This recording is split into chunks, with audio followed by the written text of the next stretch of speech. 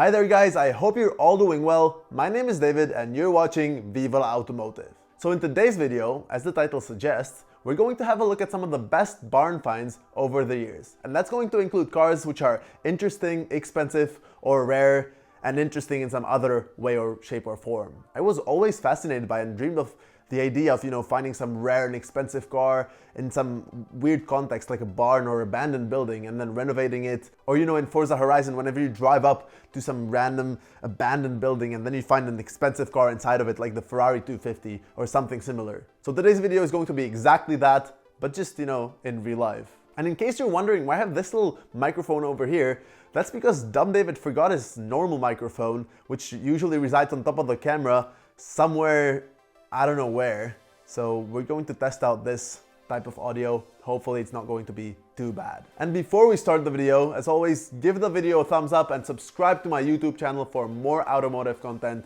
every week. But without further ado, let's get into the video.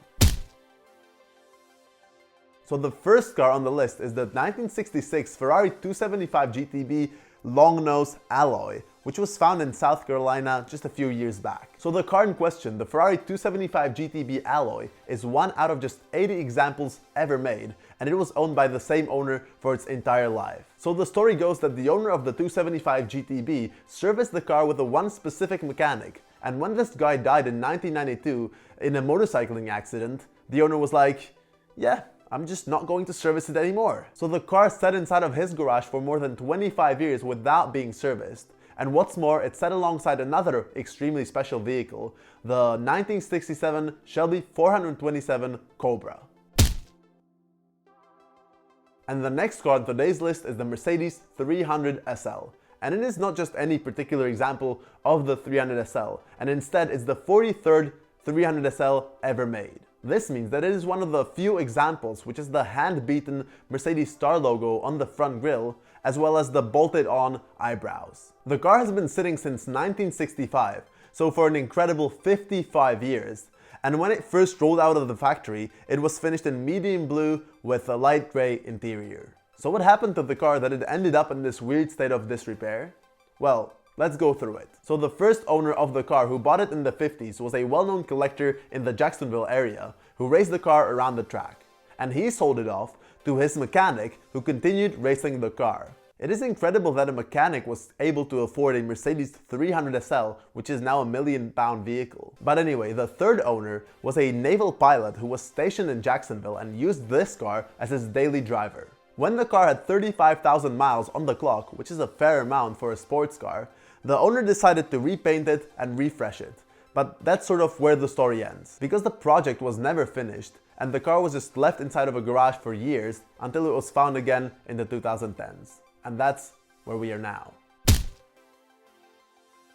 The next car on the list is a 1969 Lamborghini Miura B400S, which was never modified and only drove 18,000 miles. Throughout its life, the car was owned by two owners, has a well-documented history, and has a great combination of exterior and interior color, because the exterior is finished in giallo flame and the interior in sky blue. As is the case with all the cars on this list, this car was stationary for quite a few years as well, because the second owner purchased the car in 1974 and then just left it in his garage up until his death in 2015. Then it reappeared again in 2019 when it sold at auction without any restoration made for $1.5 million or 1.2 million pounds. And the story doesn't end there, because I was at this exact auction, so this is the only car from today's list which I have seen with my own two eyes. And I have to say that the car looked completely stunning, even without any restoration and with the interior all torn apart and with the dust on the hood and all of these little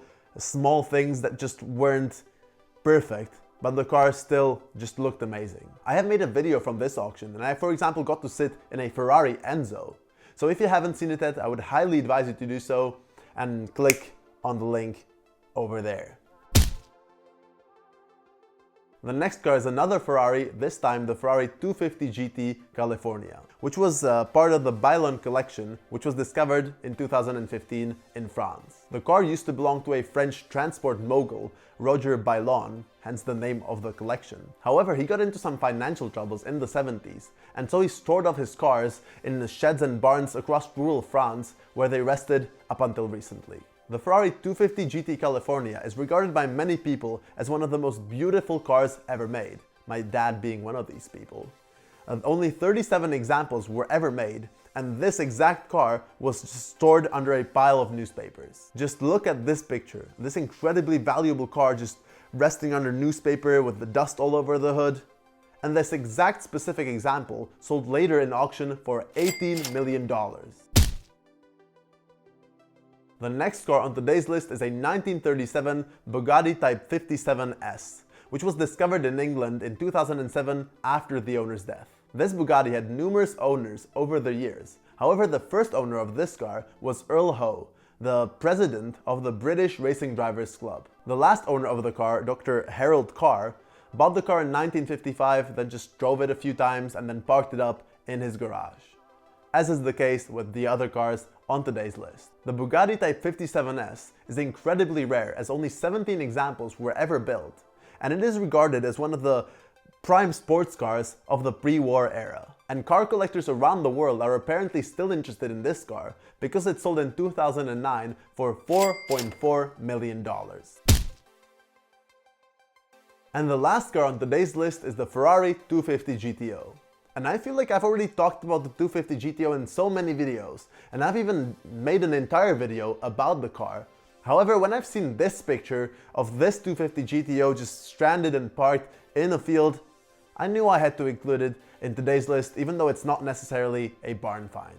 So this specific car was owned by Tom O'Connor Racing and was raced at events such as 12 Hours of Sebring or 3 Hours of Daytona up until 1963. In '64, the racing team probably bought some newer Ferraris to race around the tracks and donated this one to a high school in Texas. Yeah, a high school in Texas owned a Ferrari 250 GTO at one point in time. How crazy is that? But the story doesn't end there. In 1970, this car was acquired by a new owner, and this guy rented the car for $34 per day as part of his supercar rental business. So basically an old-time Mr. Rob Spaghetti, but instead of renting out Corvettes, this dude was renting out Ferrari 250 GTOs. But I guess the business wasn't necessarily booming, because this is the exact same guy who in the end left the car just stranded in a field. So the car was parked up on a trailer in the middle of a field from 1972 all the way to 1986. And it is just absolutely insane to think that a car which is worth more than $50 million today was stranded in the middle of a field facing elements for more than 14 years. Thankfully, the car was acquired in 1988 by a Swiss car collector for $4 million. He restored it and probably owns it up until today. And that's everything for today's video. Thank you very much for watching. I hope you enjoyed it. If you did, give the video a thumbs up and subscribe to my YouTube channel for more automotive content every week. In the comments below, let me know which one of the cars on today's list was your favorite. Mine was probably the 250 GTO, or maybe the 300 SL, or the Miura. I mean, like, all the cars were pretty insane. All the cars were pretty great, beautiful. I probably don't know. But you, leave me your ideas and comments in the comments below. Yeah, whatever. I'm too tired. But anyway, hopefully, see you next time.